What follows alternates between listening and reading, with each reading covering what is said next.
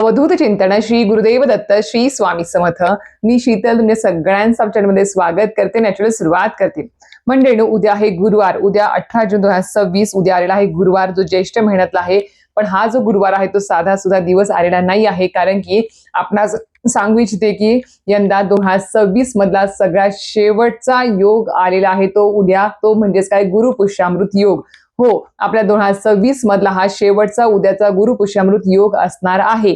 त्यामुळे उद्याच्या आपल्या 18 जून 2026 गुरुवारच्या गुरुपुष्यामृत योगावरती आपल्याला लक्ष्मी प्राप्तीचे किंवा इतर काही उपाय तोडगे आपल्याला घरामध्ये करायचे आहेत, जे अतिशय अतिशय शक्तिशाली आहेत. सोबतच आपल्याला आपल्या आयुष्यामध्ये लक्ष्मी प्राप्ती करून देणारे, आर्थिक काही समस्या असतील, अडचणी असतील, त्यातून आपल्याला मार्ग काढून देणारे असे उपाय आणि तोडगे असणार आहेत. त्यामुळे आपला हा शेवटचा जो गुरुपुष्यामृत योग मिळाला आहे, त्या योगावरती आपल्याला अत्यंत प्रभावी असे माता लक्ष्मी, श्री हरी विष्णूंच्या, आपल्या गुरूंच्या भरभरून सेवा करायच्या आहेत, उपाय तोडगे करायचे आहेत. तर याबद्दल आपल्याला संपूर्ण माहिती आजचे व्हिडिओ देणार आहे. नक्कीच व्हिडिओ पूर्ण बघा, स्किप न करता बघा, जेणेकरून तुम्हाला संपूर्ण माहिती व्यवस्थित कळेल. तर मंडळींनो, आपणास माहिती असेल की आता नुकतेच एप्रिल, मे आणि आता जून आपल्या 2026 मधले 3 गुरुपुष्यामृत योग एका मागे एका महिन्यामध्ये आलेले होते. आता एप्रिलमध्ये एक योग आला होता गुरुपुष्यामृत योगाचा. आता अधिक महिन्यामध्ये गुरुपुष्यामृत योग आला होता. आणि आता आज म्हणजेच उद्या 18 जूनला शेवटचा आपला हा ज्येष्ठ महिन्यातला गुरुपुष्यामृत योग आलेला आहे. त्याच्यामुळे सांगेल की बा, उद्याचा गुरुपुष्यामृत योग जो आहे तो अत्यंत प्रभावी असणार आहे. परत आपल्याला पुढल्या वर्षी 2027 मध्येच हा योग मिळणार आहे. त्या योगावरती आपल्याला सेवा करायला मिळणार आहे. त्याच्यामुळे ते उद्याची जी काही संधी आहे ती हातची घालवू नका, प्रत्येकाला विनंती आहे. तर सर्वप्रथम आपण बघूया की आता गुरुपुष्यामृत योग केव्हा चालू होतो आणि केव्हा संपतो आहे ते. तर मंडळींनो, उद्या 18 जून 2026 उद्या विनायक चतुर्थी सुद्धा आहे बघा. आता गुरुपुष्यामृत योग जो आहे उद्याचा 18 जूनचा, तो सूर्योदयापासून म्हणजे सकाळी सूर्योदयापासून ते सकाळी उद्याच्या सकाळीच 11:33 असणार आहे. जास्त वेळ आपल्याला गुरुपुष्यामृत योग मिळालेला नाही आहे. उद्या सकाळी गुरुवारच्या सूर्योदयापासून ते सकाळी 11:33 हा योग आपल्याला मिळाला आहे. त्यामुळे उद्या सकाळी गुरुवारी आपल्याला सकाळपासून ते 11:33 जेवढे होतील तेवढे सगळे उपाय, सेवा, सर्व काही आपल्याला करायचे आहेत. आणि तुम्हाला गुरुपुष्यामृत योग केव्हा चालू होतोय, केव्हा संपतो आहे ते तुम्हाला सांगितलं. आणि जे काही मी तुम्हाला आता व्हिडिओत उपाय किंवा सेवा सांगणार आहे, तोडगे सांगणार आहे, ते आपला तिथी गुरुपुष्यामृत योगाची तिथी सुरू झाल्यापासून ते संपेपर्यंतच त्या वेळेतच आपल्याला करायचे आहेत. तो योग महत्वाचा असतो.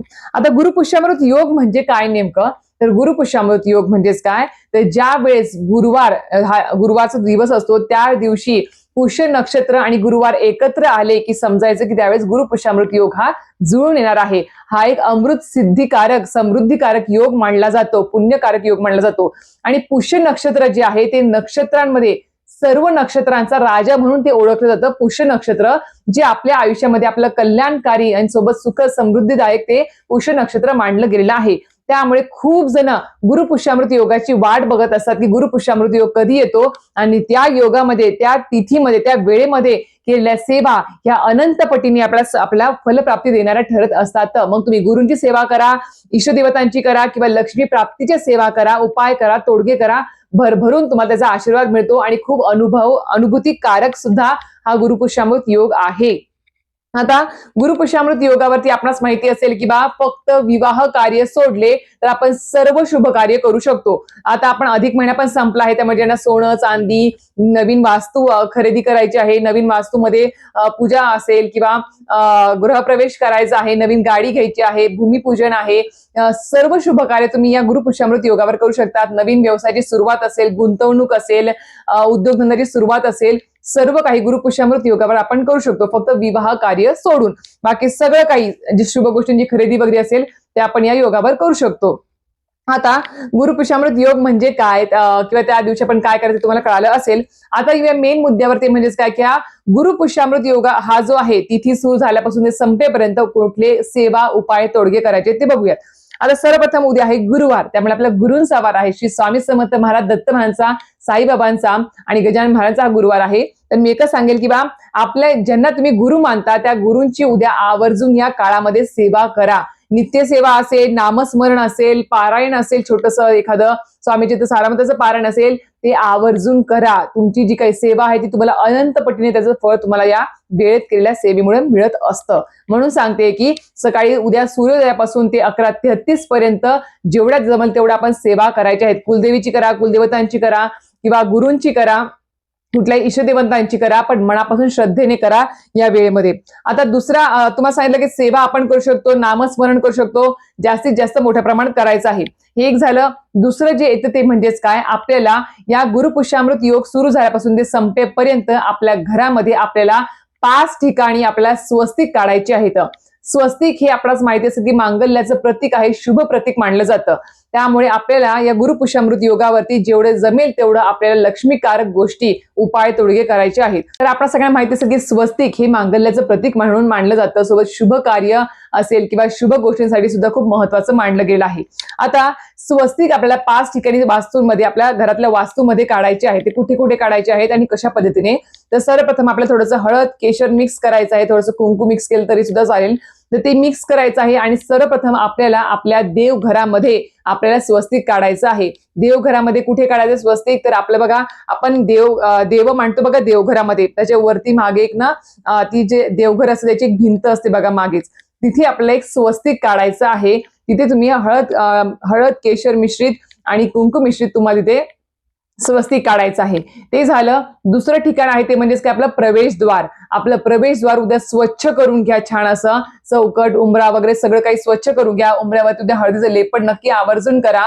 जेणेकरून जे काही आपण लक्ष्मीकारक तोडगे उपाय घरामध्ये करतो आहे, वास्तूमध्ये करतो आहे, त्याला कसलीही नजर लागणार नाही, कुठलीही वाईट शक्ती घरामध्ये प्रवेश करणार नाही. आणि ज्यावेळेस आपण घरामध्ये असे छान असे शुभ योग तिथी वगैरे असतात किंवा आपण सेवा छान करणार असतो, त्यावेळेस आवर्जून आपल्या उंबऱ्यावरती हळदीचे लेपन नक्कीच करावं.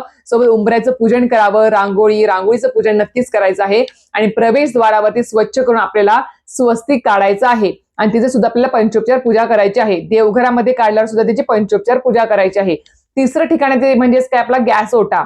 जिथे आपली गॅस शेगडी आहे, गॅस शेगडीच्या बरोबर वरती टाईल्स किंवा भिंत असते बघा, तर तिथे सुद्धा आपल्याला ते जे मिश्रण तुम्हाला सांगितलं तेच तुम्हाला स्वस्तिक काढायचं आहे आणि तिथे सुद्धा तुम्हाला पंचोपचार पूजा करायची आहे. ते झालं 3 ठिकाण. चौथं येते म्हणजे काय, तुळशी वृंदावनाजवळ. तुळशी वृंदावन वगैरे असेल तर वृंदावनाला सुद्धा तुम्ही एक स्वस्तिक काढायचं आहे त्याच पद्धतीने आणि तिथे सुद्धा त्यांची पंचोपचार पूजा करायची आहे.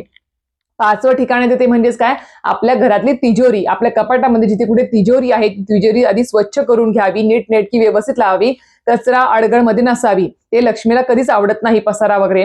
आता ती जी आपली तिजोरी आहे, तिजोरीची आपण मध्ये जो एक बघा अशी तिजोरी असते, एक दरवाजा फक्त उघडतो, तर कुठल्या पण एका बाजूला मध्ये एक स्वस्तिक तुम्ही काढू शकता. सोबत जमलंच तर तुम्ही काय करा, आपला जो काही दरवाजा असतो तिजोरीचा, त्या तिजोरीवरती जरी आपण तो दरवाजा पुसून घ्यावा अगोदर आणि मग त्याच्यावरती आपल्याला स्वस्तिक काढायचं आहे आणि त्याची सुद्धा तुम्हाला पंचोपचार पूजा करायची आहे.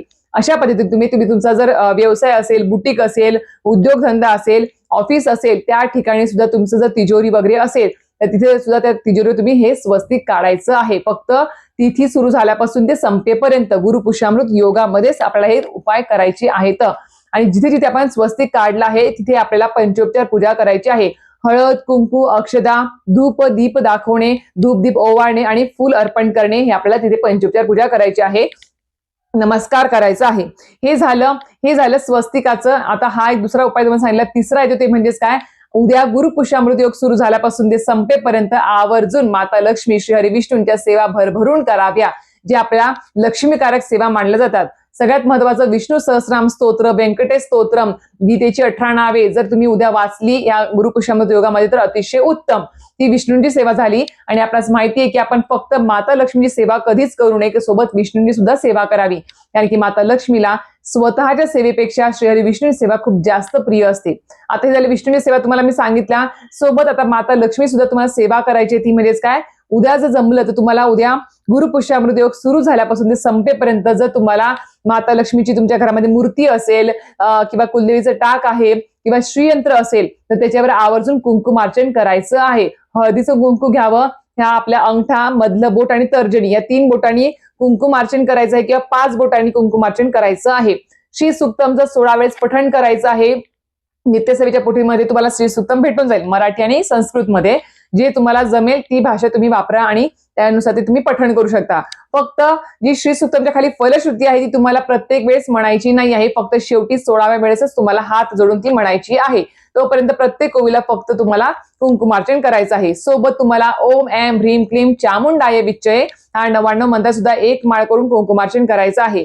आणि अजून एक महत्वाचं माता लक्ष्मीचं अजून एक मी सांगायचं राहिलं इथे, म्हणजेच काय, जिथे जिथे तुम्ही स्वस्तिक काढणार आहात ना घरामध्ये 5 ठिकाणी, ते स्वस्तिक काढताना आपल्या मनामध्ये पण नामस्मरण चालू पाहिजे. तर ते स्वस्तिक काढताना प्रत्येक ठिकाणी 5 ठिकाणी आपल्याला एक मंत्र बोलायचा, तो म्हणजेच काय, ओम महालक्ष्मीचे विद्महे विष्णू पत्नी धीमे तन्नो लक्ष्मी प्रचोदयात, किंवा माता लक्ष्मी जो काही बीज मंत्र आहे श्रीम श्रीम श्रीम, हे पण तुम्ही जास्तीत जास्त उद्या नामस्मरण केलं, स्वस्तिक काढताना जर तुम्ही मनन केलं, त्याचं नामस्मरण केलं तर अतिशय उत्तम. आणि सोबत तुम्हाला जर उद्या एक माळ श्रीम श्रीम बीज मंत्राची करता तर अतिशय उत्तम. सोबत ओम नारायणाय विद्महे वासुदेवाय धीमहि तन्नो विष्णू प्रचोदयात हा झाला विष्णू गायत्री मंत्र, लक्ष्मी गायत्री मंत्र हे, आणि सोबत कमलात्मक मंत्र आहे, हे सुद्धा तुम्ही पठण करायचे आहेत. ज्या लक्ष्मी प्राप्तीचे जे काही मंत्र स्तोत्र आहे, कुबेर मंत्र आहे, ते पण तुम्ही प्रत्येक 16 वेळेस किंवा एक माळ किंवा 24 वेळेस जरी पठण केले, नामस्मरण केले तरी सुद्धा चालणार आहे. पण आपला सेवा मोठ्या प्रमाणात उद्या या वेळेत करायचा आहे, कारण की हा जो योग आहे तो शेवटचा योग आहे 2026 मधला. म्हणून सांगते आहे, थोडंसं लवकर उठा, वेळेचं मॅनेजमेंट करा आणि ह्या सर्व सेवा 11:33 पर्यंत उद्या सकाळी आपल्याला करायच्या आहेत. तर हे उपाय तुम्हाला सांगितले आहेत, सेवा सुद्धा सांगितले आहेत, आणि सोबत तुम्हाला माता लक्ष्मीचे अजून कुठले काही मंत्र स्तोत्र पठण करायचे असेल, जसं की महालक्ष्मी अष्टकम स्तोत्र आहे, ते पण तुम्ही उद्या पठण करू शकता. किंवा गुरुपुष्यामृत योग सुरू झाल्यापासून संपेपर्यंत तुम्ही गुरुचैत्रातला 14वा अध्याय आहे, 18वा अध्याय आहे, ते सुद्धा पठण करू शकता. जे तुम्हाला शक्य होईल त्या सर्व सेवा या काळामध्ये करायला विसरू नका. अतिशय प्रभावी योग आहे पुष्य नक्षत्र, आणि या पुष्य नक्षत्रात केलेली सेवा ही आपल्याला अधिकस्य पुण्यफल प्राप्त करून देणारे ठरत असते, म्हणून सांगते आहे. आणि हे उपाय तोडगे केल्याने काय होतं, किंवा ज्या सेवा तुम्हाला सांगितल्या त्याने काय होतं, आपल्या घरामध्ये जी काही लक्ष्मी, जी काही पैसा, जे काही धनधान्य आपण घरामध्ये आणतो आहे किंवा येत आहे, ते घरात चिरकाल टिकून राहतं, त्याच्यामध्ये बरकत होते आणि कधीच कशाची कमी पडत नाही. म्हणून आपण या पुष्य नक्षत्रामध्ये जो अतिशय पुण्यकारक अमृत योग मानला जातो, त्या वेळेत आपण ह्या सेवा आवर्जून कराव्या. जेवढ्या जमेल तेवढ्या नक्कीच कराव्या. आणि उद्या तुपाचा दिवा लावूनच आपण ह्या सर्व लक्ष्मीकारक सेवा करायला विसरू नका. आणि हो, कुंकुमार्चन असेल, इतर मंत्रसूत्र पठण करणे असेल, गुरूंची सेवा असेल, ते पण करायला विसरायचं नाही आहे. तर अशा प्रकारे संपूर्ण माहिती सांगितलेली आहे. तुम्हाला व्हिडिओ आवडला असेल तर नक्कीच थोडं लाईक, शेअर आणि कमेंट करायला विसरू नका. आणि हो, अजून काही शंका प्रश्न असेल तर कमेंट बॉक्समध्ये विचारा, 100% मी त्याचं उत्तर द्यायचा प्रयत्न करेल. व्हिडिओ थांबवते. श्री स्वामी समर्थ.